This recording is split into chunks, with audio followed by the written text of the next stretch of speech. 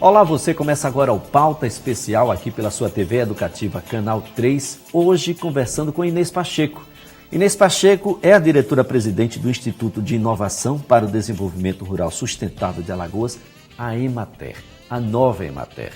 E nós vamos conversar aqui sobre como o conhecimento inclusive da própria Emater, pode ajudar, auxiliar aos agricultores que estão no sertão, que há pouco sofriam muito com a seca e que a partir de agora tem água. Tem água através do Canal do Sertão, em determinada parte, em determinado segmento, e tem água agora das chuvas que caem de forma forte. Né? Chuvas que caem de uma certa forma até perene. Nós vamos conversar aqui com a Inês, a quem eu quero agradecer, Inês, por comparecer e participar aqui do nosso programa. Nós que agradecemos.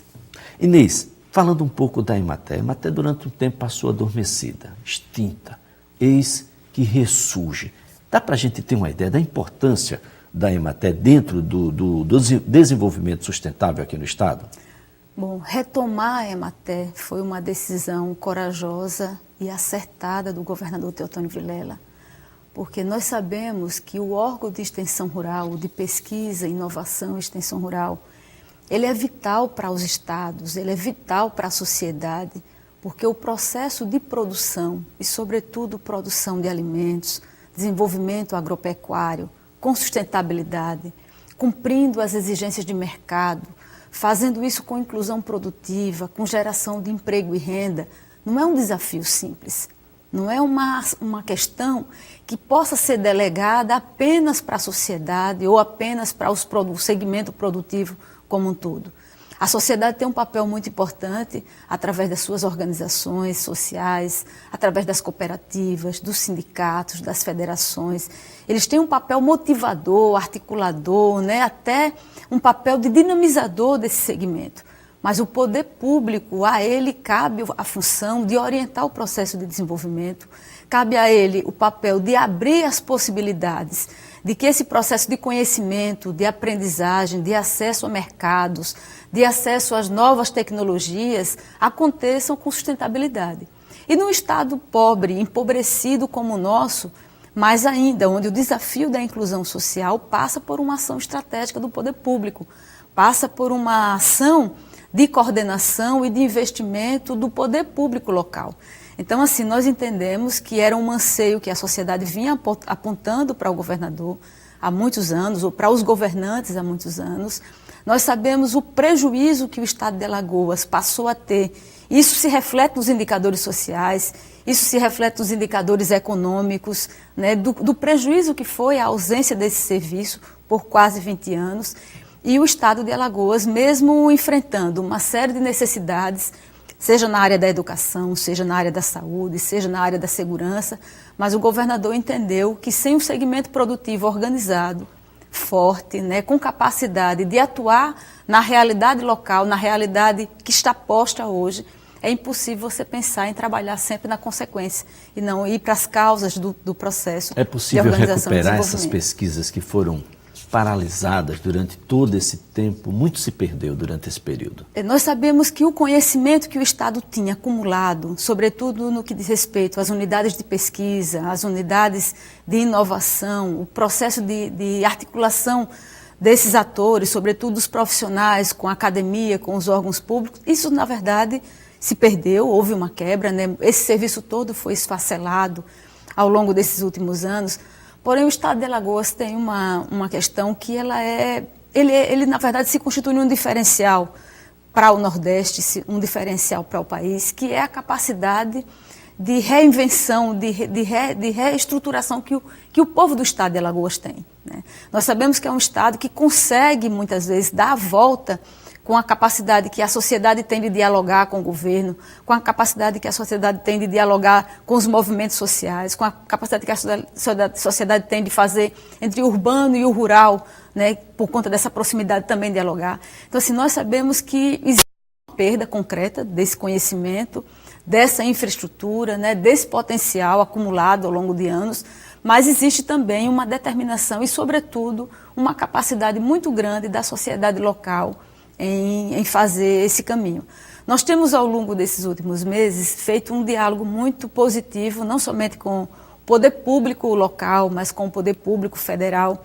e principalmente com as universidades, né? Com o SECA, com o Centro de Ciências Agrárias, tem sido um espaço muito importante para que a gente possa retomar esse processo de pesquisa, de inovação, de orientar a pesquisa para o desenvolvimento rural do Estado.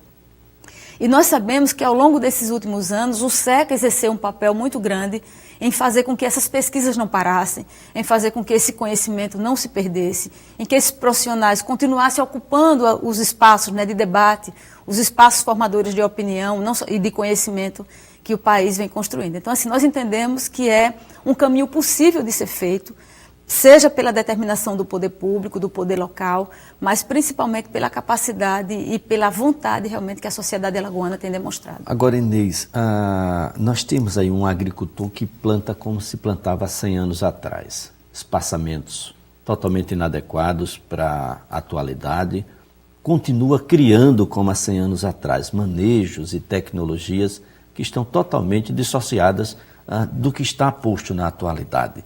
É exatamente nesse caminho que chega a Emater, trazendo essa nova orientação, fazendo com que você produza mais no menor espaço, com muito mais qualidades, combatendo pragas com muito mais eficiência e menos herbicidas, um produto muito mais natural, mais adequado à atualidade? Nós sabemos o seguinte, o agricultor, o homem rural, a família rural, ela tem um sistema de proteção e principalmente um sistema que lhe permite se manter vivo, produzindo e atuante nesse meio, que faz parte da sua cultura, que faz parte do seu processo de inserção nesse meio.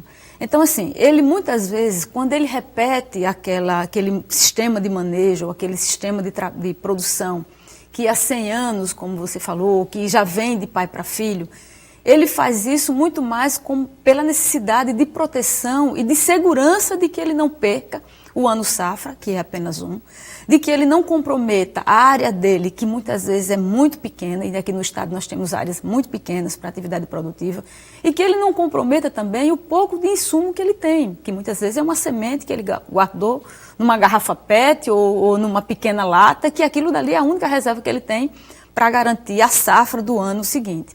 Então, assim, muitas vezes ele faz isso muito mais por uma necessidade de se manter presente, de se manter vivo, uma questão muito mais vinculada à situação dele se preservar, né, e preservar a atividade dele, do que por resistência. Então, assim, se você tem capacidade de repassar um conhecimento com segurança, né, de passar um conhecimento que foi validado, de passar um conhecimento em que o agricultor se sente seguro em fazer, ele não tem medo de inovar. E nós temos muitos exemplos que apontam isso. A Secretaria da Agricultura coordena nos últimos anos um programa chamado Balde Cheio, que é uma metodologia, inclusive, orientada pela Embrapa, e é uma metodologia que ela não somente interfere na atividade produtiva em si, mas na gestão da propriedade. E esse programa, não somente aqui em Alagoas, mas aonde o programa acontece, é um exemplo de que o agricultor, quando ele sente confiança na orientação, quando ele sente segurança na tecnologia ou no processo que está sendo apresentado para ele, ele investe. Né? Muitas vezes ele mantém aquela forma de plantar ou de produzir até por uma proteção, para que realmente ele não corra o risco de ficar sem o seu sustento. Então nós entendemos que o poder público e através dos órgãos de Emater, que são órgãos que fazem essa comunicação de forma eficiente, que são órgãos que fazem essa interlocução de maneira sistemática, com metodologia adequada, com embasamento técnico. Se realmente esse serviço acontece dessa forma, é possível sim fazer esses processos de mudança no meio rural. E aqui no estado de Alagoas nós temos mais um aspecto que essas mudanças devem acontecer e elas acontecem dentro de uma relação de aprendizagem por interação. Ou seja, ele aprende fazendo. Não adianta a gente fazer com que os agricultores... Essas modificações vão entrando... Elas são introduzidas na propriedade a partir de um ato, muitas vezes, de experimentação, de inserção que aquele produtor passa a fazer, que é que nós chamamos de aprendizagem por interação, ou aprender fazendo, como se traduz, né, de uma forma mais visita simples. O vizinho, é você algo vendo, que deu certo, é você vendo o vizinho, é você vendo também na propriedade do amigo, é você fazendo numa pequena área para depois você ir disseminando, ou seja, é através desses processos que ele consegue ir ampliando. Então, isso realmente deve ser feito e só tem resultado quando é através de uma instituição que tem um trabalho sistemático, que não tem interrupções, que não está vinculado, tão rápido justamente, assim. Que não é cultural. Que não é um trabalho que está vinculado a um projeto. Eu executei o projeto, concluí e vou embora. Não. É um trabalho que exige dedicação, que exige comprometimento, confiança. Que exige planejamento e que exige confiança. Confiança talvez seja a palavra quando a gente está discutindo exatamente a cultura, o modo como as pessoas vinham operacionalizando tanto a sua criação quanto as suas plantações, né? Esse modo não pode ser modificado da noite para o dia. Bom, a gente vai continuar conversando aqui sobre a Emater, sobre como a Emater pode ajudar. Sim, as chuvas estão caindo e a gente precisa de conhecimento. Conhecimento pode ser o fiel da balança. Pauta Especial volta em instantes.